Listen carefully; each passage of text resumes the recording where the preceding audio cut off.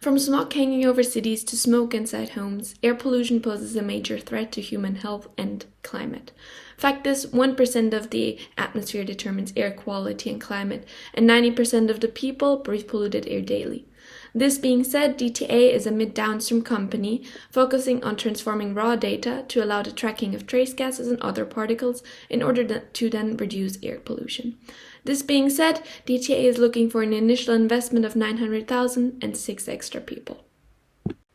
After this quick insight, we will now take you slowly through our presentation and explain more on how the monitoring of air pollution will work. Our team is made up of 5 people, me, Julia being the CEO, Alvaro being the CFO, Annika the CMO, Aurelio the COO, and Mafalda being the CT and IO. Our motto is to be part of the solution and not part of the pollution. Before we take you through the whole step, composed of 5 different phases, so discover value, create value, validate value, capture, and consolidate value, we wanted to give you a quick overview of the framework, as you can see here. I will take you through the first parts, and then the rest of the team will guide you slowly through the other ones. Okay, so we're going to start with phase 1, discover value, where we're going to look into diagnostics, into the main challenge, and also define some KPIs, as well as evaluate some stakeholders or possible ones. Our main challenge addressed throughout this whole step is to identify the most attractive geographical market for our startup to launch. And so that you kind of get a bit more insight into us, our vision is aligned with the Climate and Clean Air Coalition of having an atmosphere that enables people and the planet to thrive, and obviously to stabilize climate and limit warming to 1.5 degrees Celsius. As such, our mission is to positively affect society by empowering 2 groups, the governments and corporations, through data analysis and consulting services. So before we go into much more detail, we wanted to address the relevance of air pollution. So why did we choose this topic? Why is it so important? Well, in order to define it, air pollution is a mix of particles and gases that can reach harmful concentrations, both outside and inside. So some common pollutants are smoke, mold, pollen, carbon dioxide. As you can see on the right, the Indian War Gate Memorial, before in 2019 and during the 2020 lockdown, air pollution is clearly visible. It's not something that just takes place. And it's really important because, as we previously said, 1% of the atmosphere determines this air quality. And since we as humans breathe 14 kilos of air daily, that's a big deal because 90% of the people breathe this polluted air daily. And not only this is important, but it's also one of the largest threats to human health because it causes so many people to die right after blood pressure, dietary risks, and smoking. So that you understand how truly harmful air pollution is for human beings, we have listed some facts here and some symptoms that occur due to extended exposure. Some include irritation of eyes, nose, throat, breathing problems, impact on liver, spleen, blood, headaches, anxiety, and respiratory system problems. And that is not only that, 11.6% of all global deaths occur due to air pollution related diseases. With 6.67 million deaths worldwide due to this, it's more than the number of HIV, AIDS, tuberculosis, and road injury deaths combined. So now that you understand of how important this topic is, we also wanted to highlight that DTA set itself the goal of making a strong case for the UN Sustainable Development Goals, especially goal number 3, which is good health and well-being, goal number 11, sustainable cities and communities, and goal number 13, climate action. To the left and right, you can always see little paragraphs written next to it.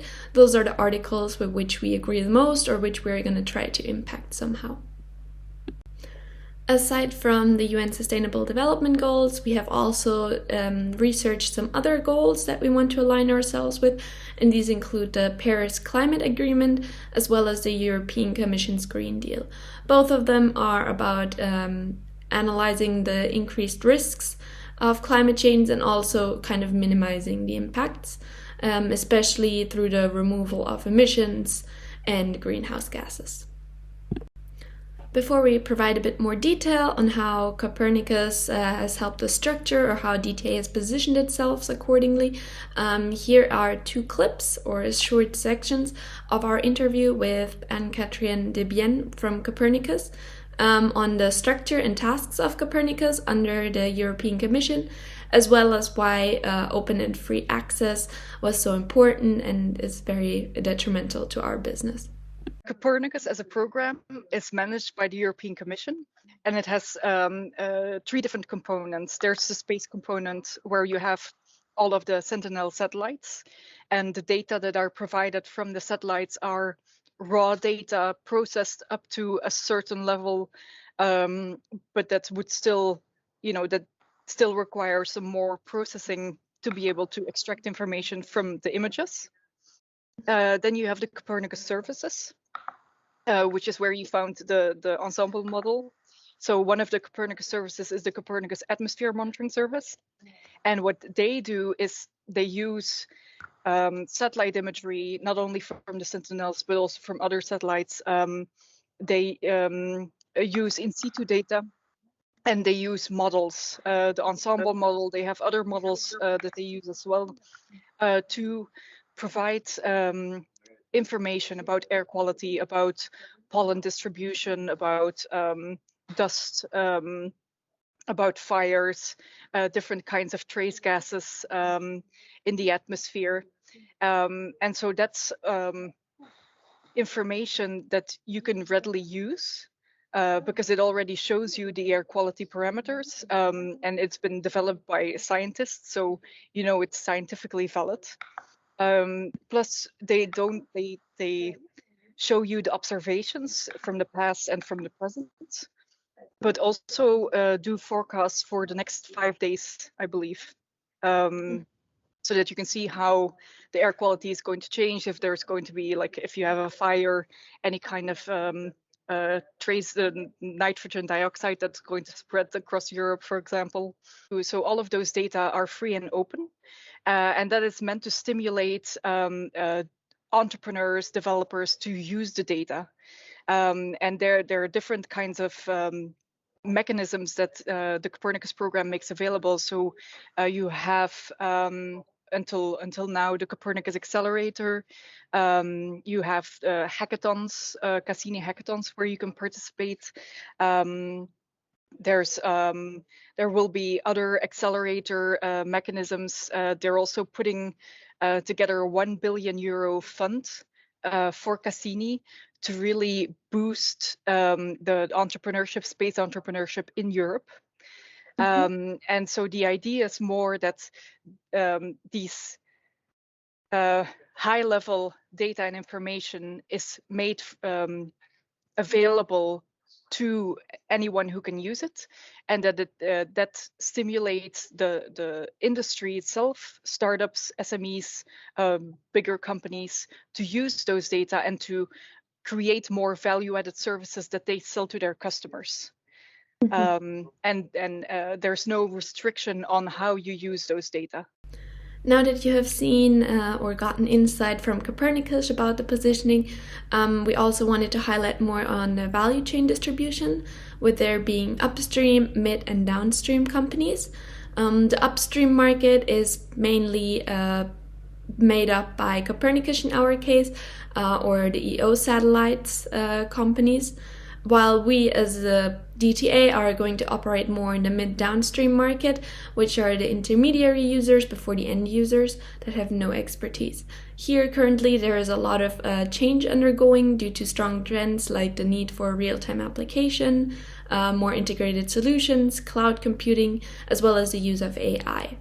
This market is constantly growing and driven by governmental applications, and is estimated to be between 2.6 and 2.8 billion euros. So since our service is mainly based on EO, We wanted to give you a bit more insight into the product specification or the different technologies we will use for data collection as well as processing. The first one is from Copernicus, is the satellite, the Sentinel-4 and 5 precursors that will help us kind of get an overview of all of it, that can map the entire planet and help with the data collection on air pollution. Furthermore, we will also use the Joint Polar Satellite System by NASA to provide more information on the particles, especially on wildfire particles, airborne dust from sandstorms, urban and industrial pollution, as well as ashes from erupting volcanoes. Finally, besides all of these global data collection methods through the satellites, we will also employ small sensors, detectors, and mobile air measure systems to have real-time air pollution tracking, as well as monitor more specifics, geographic locations, and the sources of air pollution. With all of this then being collected and analyzed by our analysts, we can then come up with maps and charts where we can basically show all the trace gases like aerosol, atmospheric pollutants, greenhouse gases, and other reactive gases, as well as a UV index and more. Here at the bottom you can see some examples of maps. Based on this, we have then decided on some potential customers and users, especially local governments, corporations, organizations, or NGOs. For this, it's very important that we provide each client with a custom-made solution based on the specific requirements previously stated by them. Some examples here include for providing air pollution ratings, identifying the best measures to adopt in case of any peaks, how to inform citizens, if the policy is efficient, if people comply. However, before we can proceed, we needed to decide or analyze first how we are actually creating value for these potential customers, and we decided to focus on two. First, on governments, and on the next slide we will talk more about corporations. So for governments, we determined that we can create value through public value, which is especially influenced by policies and laws. So for example, we can help with setting pollution level limitations, help with determining the carbon tax, which will then indirectly, through improvement of air pollution, have an impact on public health care and the governmental spending, so the services they provide. Based on this, we will then also help create ecological value, public satisfaction, and social value, help protection of the basic citizens' rights, as we're all entitled to living in an environment that permits life dignity and well-being, as well as previously mentioned financial performance. For corporations, value creation is more on the cost-saving side, as we will help them minimize their operating expenses through the efficient tracking of air pollution, and then helping them achieve the limited values set by governments, which will in turn help lower the carbon taxes to be paid, as well as the trading of licenses. Aside from the cost saving, we will also improve their corporate social responsibility, as can be seen in Carroll's pyramid of CSR. First, we will help them with the economic value by decreasing the costs, legal value by compliance with the international, national, and local rules and laws, like the limitations, ethical value by making sure that the limited exposure of pollutants to the environment avoid causing harm to the general public, and last but not least, the most important one, the philanthropic value, by improving the quality of life in the community in which the company or organization is operating. Made a direct and indirect competitor analysis to understand DTA's market position. Here we can see the indirect competitor analysis we conduct to investigate several complementary technologies to EO, such as drones, sensor data, meteorological services, and aircraft. Moreover, because the technology system only acts within the aircraft, the indirect competitor analysis for aircraft is not 100% relevant. The five forces provide a detailed analysis of the industry dynamics. Most importantly, the research found that buyers have a high bargaining power due to the low switching cost and price sensitivity of customers. Additionally, an intense rivalry was identified, as a few organizations providing the same services look to dominate the market. Finally, the bargaining power of suppliers was revealed to be critical as DTA switching costs were considerable, as was its reliance on EU agencies. While the threats of the new entrants and substitutes were medium, their impact is limited, especially compared to the other factors. Research, we identified 6 direct competitors, analyzing through several variables. Our analysis and environmodeling, CERC, EarthScience, and Longmire stood out from other competitors. We developed a pestle analysis identifying the most critical political, economical, social, technological, and legal factors for our project. For this company, the most significant impacts were caused by political, social, and environmental factors. It made sense to operate in a location with a high carbon footprint where the government's priority was to create policies to reduce air pollution. Indeed, factors such as health consciousness and societal lifestyle attitudes, which are influenced by the environment, play a significant role in determining these political priorities and consequently have an indirect impact on our business. Combining strengths with opportunities and threats with weaknesses, the TOWS analysis highlights multiple strategies. Regarding strengths with opportunities, DTA should capitalize on the global coverage to cater to a broader range of markets, specifically focusing on regions with poor air quality. Concerning weaknesses plus opportunities, DTA should seek partnership with governments to improve credibility and hire specialists to fill the gaps. Combining weaknesses and threats, we see that quality is key to creating loyalty and gaining a competitive advantage. Finally, by extending and customizing services, the advantage of DTA can help minimize the threats of competition. Following 2 slides, we can see how the team planned the development of the company's relationship with different stakeholders during the 5 phases. As requested by the VCW model, various stakeholder perspectives will be considered to optimize the results. Internal stakeholders are those who have a direct relationship with a firm and are interested in it. Internal stakeholders in this project include all 5 team members, who are also the key decision makers of the project, Prof. Luis Felipe Lages and Mr. Carlos Reis Marquez, and other classmates. Throughout the various phases, they will provide a continuous feedback and guidance.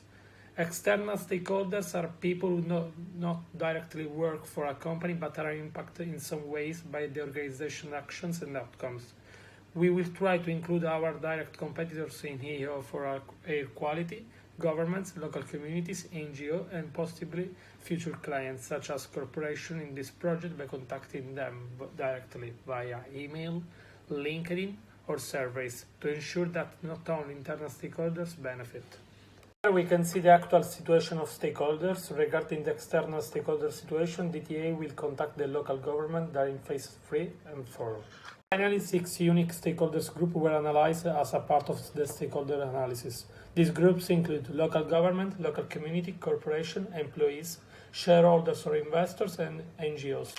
Contacted 16 distinct stakeholders groups, which are 6 competitors, 9 NGOs or non-governmental organizations, and 1 key influencer throughout the process to get input on our filters and business proposition, and also debate about air pollution. Direct emails, Twitter, and online contact forms were used to do this. We can see the 9 different governmental organizations, NGOs, that our team has contacted. On this slide, you can see the 6 direct competitors reached.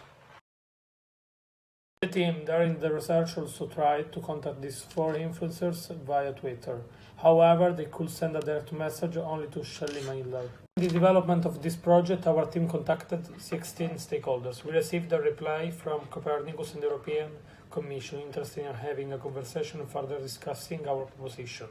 Although the European Commission reply was interesting, the discussion with Copernicus proved to be more useful in terms of providing new ideas and competitors. The SMART framework to create the project success objectives and key performance indicators to ensure specified, measurable, achievable, realistic, and timely. Finally, the 13 KPIs were established based on the 3 Ps: people, planet, and profit, aside from specific project-related aspects. So now we move to phase 2, which is meant to create value by diverge ideas and criteria. Okay, so in phase 2A, we started out by analyzing all 193 United Nations member states, because this is the largest diplomatic organization and they are all aligned with our mission. We now move to phase 2B, where we create different filters and criteria. Because we wanted to create a large quantity of diverse filters, we made sure to employ methods from both primary and secondary data research. As for primary data, we conducted brainstorming group sessions and in-class discussions, but the most relevant methods are highlighted in yellow. Brainwriting using the 635 method was really important because the ideas were generated faster and more efficiently than during the brainstorming sessions. And we also decided to contact external stakeholders to get a wider range of filters and to gain insights from experts in the industry. As for secondary data, we checked online articles and reports to search for relevant aspects and variables that could influence our topic, and we also searched local and international databases, mainly to check if there was enough data available. So because of all the research, we were able to gather 56 potential filters grouped according to the PESTEL analysis. So we have political, economical, social, technological, environmental, and legal filters. We now move to phase 3 to analyze the filters that were selected in phase 2 and to understand their overall importance to reach the final decision. In phase 3A, we decided to keep the 193 United Nations member states for two reasons. Because we wanted to keep an open mind throughout the whole process, and because they all adopted the SDGs, which are a key factor to the success of our startup, like we said in phase 1. We now move to phase 3B, where we selected our criteria and filters.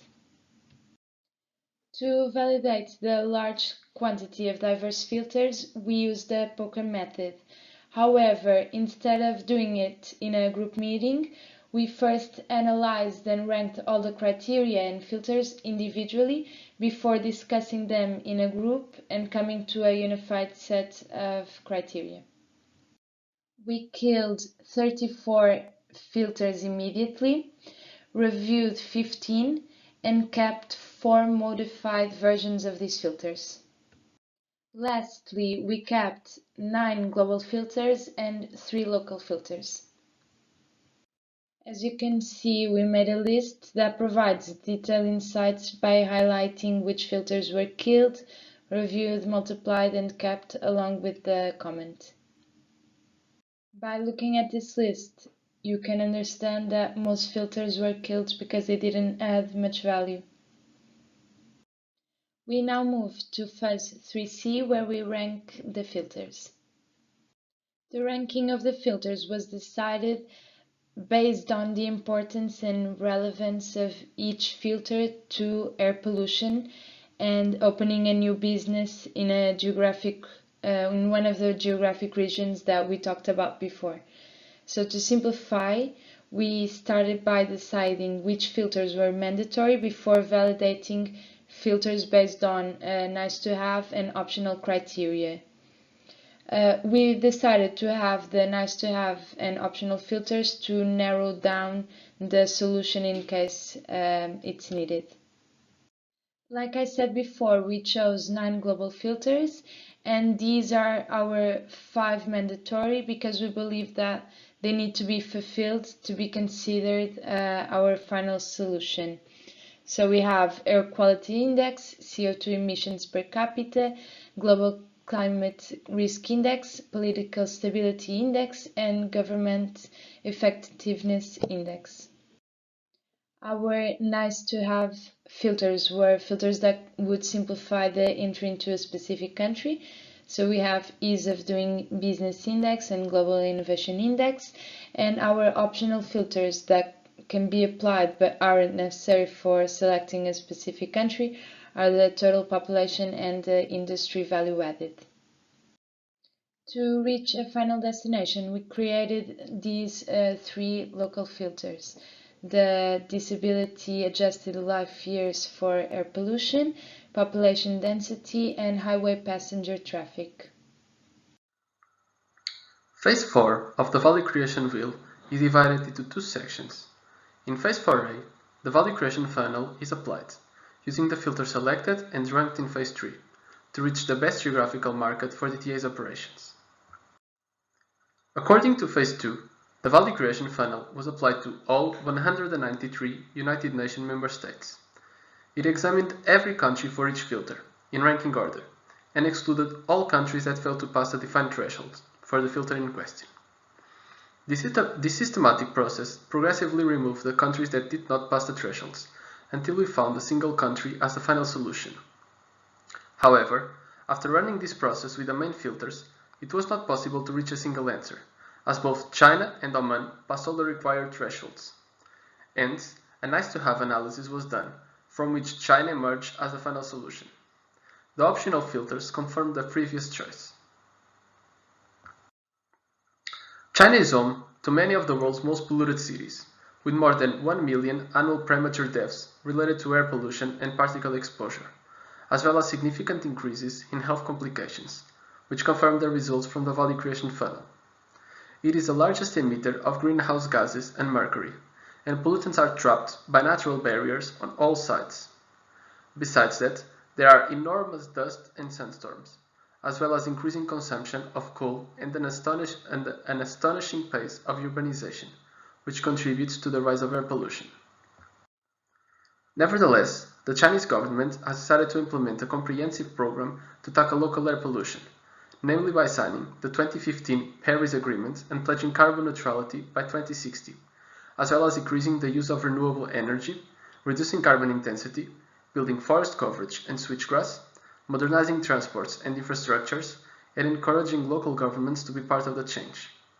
Recently, renewable energy accounted already for nearly 15% of China's energy mix, and more than $50 billion were invested into wind and solar power.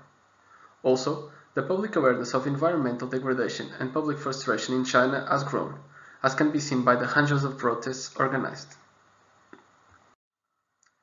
After choosing China as our destiny country, a local funnel was also run to find the most attractive geographic location for DTA to operate. To conduct this value creation funnel, we considered all 31 official Chinese provinces. Using 3 crucial local filters, we reached the Chinese province of Henan as our final destiny. The most important one was the Dalis rate attributable to air pollution. As you can see, after applying it, only 2 provinces survived, even using the average as a lower threshold, which was not too strict.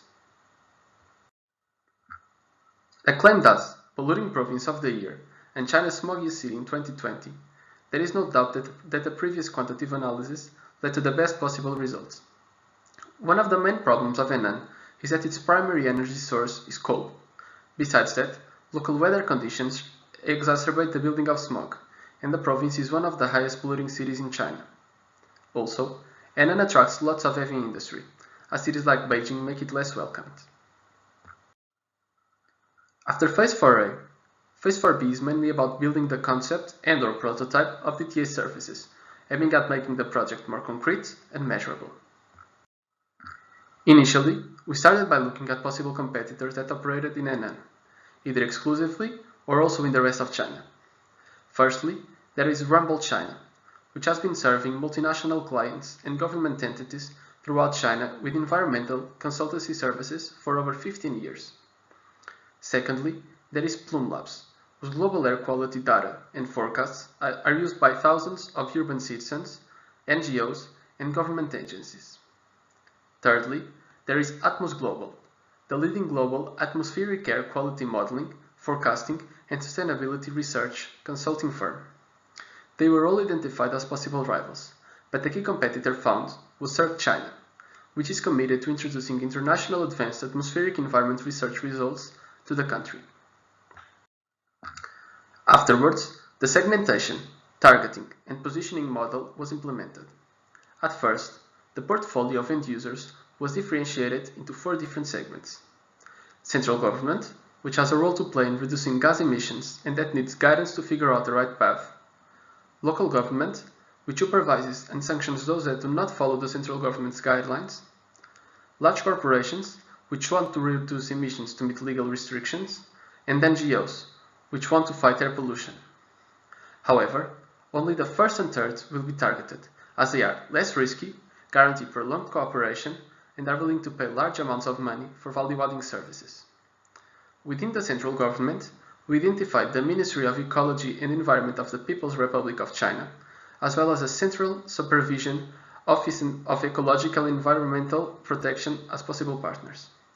Within large corporations, potential customers included the Henan Energy and Chemical Industry Group, China Pingwei Shenma Energy and Chemical Group, Yima Coal Industry Group, and Zhengzhou Coal Mining Machinery Group. The positioning of DTA can be summarized in its positioning statement. For central governments and large corporations that are worried about the environment and its impact on society, DTA is a data processing consultancy firm that provides the best advice on how to overcome any air pollution related problem, because its EO-related services simplify data for the customer to maximize informed and conscious decisions. We will follow a vertical differentiation strategy, as we believe that we will be more successful by being objectively better than our competitors. Our EO service is unmatchable and a must-have for any central government or large corporation that wants to solve any air pollution-related problem easily and effectively. This is a resume of the SDP model, where you can see the sequential process that we performed until successfully positioning DTA in the market. In terms of value chain positioning, the team identified some problems, including a lack of quality interpreters of data and the two global downstream markets. Thus, DTA decided to become a new player in the mids and downstream industry. This way, it can bridge the gap between the technical expertise needed and consumer understanding, as well as focus on the local and specific needs of the end users. By providing access to experts in the industry and data analysts to resolve air pollution issues. DTA will follow a blue ocean strategy, as we don't have lots of direct competitors. We will differentiate ourselves with our consulting services, global coverage, and accuracy in using satellites, aside from using hyperlocalization sensors in highly affected areas, which enable us to have a local focus. Regarding the entry mode, as concluded from phase 4A, our starting point will be Henan, before expanding throughout China, if the project fulfills its successful projections. To explain how the company's services will function, a prototype website was built, with all the necessary and relevant information. You will be able to see what we do, how we contribute to the SDGs agenda, the technology we use, among many other features regarding our services. Furthermore, we will also have an app, where customers can log in and gain access to more detailed reports after purchasing the service, as well as assistance via chats and emails. For our marketing mix, we use the 7Ps framework, which summarizes a lot of the information that was previously said. Our process involves processing data from EO through our algorithms, which is analyzed for relevant factors, leading to the generation of reports accessible to our clients. The product includes a database for satellite images and artificial intelligence, a platform, the generated reports, and qualitative, customer-centric EO data. The section of people will be deeply covered in the 3 M's, but we would like to note that we want to have a culture of constant innovation. Promotion will include direct marketing via the website and app, which constitutes owned media, and there will also be targeted search engine ads. Additionally, we hope to spread a positive brand image through word of mouth. Attendance at climate conventions is also part of DTA's plans to increase its customer base. In terms of place, our website and app will be the main spaces to subscribe and purchase our services. Regarding physical evidence, we have our online support, as well as our website and app, which were already previously explained. Lastly, we would like to focus on the price. DTA will offer multiple subscription plans based on the needs of the customer. Every subscription will have direct access to all data via private portal, data cloud storage that is encrypted to ensure privacy, and regular product updates. Then, for example, only the premium subscription will have 24/7 support and daily updates. For the governments, for instance, there is also a consulting feature regarding policy implementation. To calculate the pricing plan, we consider the annual tons of CO2 generated by 5 different and large Chinese power providers, mainly in the coal industry, and multiplied it by the carbon tax. This generated incredibly high numbers.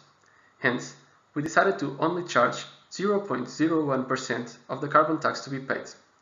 Although the final price is still high, the team believes it can easily persuade consumers to buy the service with a money-back guarantee if we are not able to decrease at least 0.01% of the carbon tax to be paid by the customer.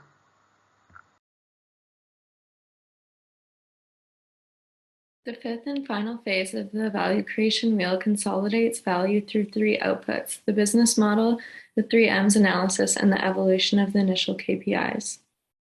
Starting off with our business model, our overall value proposition is to provide data processing and consultancy services through Earth observation. However, 2 specific types of value-created services were identified for 2 main customer segments. For corporations, our goal is to create private value through cost savings and CSR initiatives, while for governments, creation of public value is central. To achieve this, we will rely extensively on key resources such as algorithms, satellite imagery, and key partners such as Copernicus, JPSS, and governments that make accurate and reliable real-time data analysis and other key activities possible. Based on this, we will develop personalized and interactive relationships with customer segments through two-way communication as well as through the development of exclusive partnerships. Specifically, we will reach potential customers through online channels, direct marketing, and conferences or networking fairs. Considering DTA's cost structure, fixed costs, launching costs, variable costs, as well as other miscellaneous expenses were identified. To cover these costs, our revenue streams are composed of direct client payments, which are either a one-time negotiated rate with governments or based on the subscription plan for corporations. To gain an overview of what key resources are needed to succeed, we performed a 3M's analysis to clearly define the needed manpower, minutes, and money. Concerning manpower, DTA is currently comprised of 5 business students, of which will play a key role in the startup depending on their area of expertise and skill set. Besides the core team, DTA is looking to hire 6 more people to especially fill the gaps in technology, science, and law.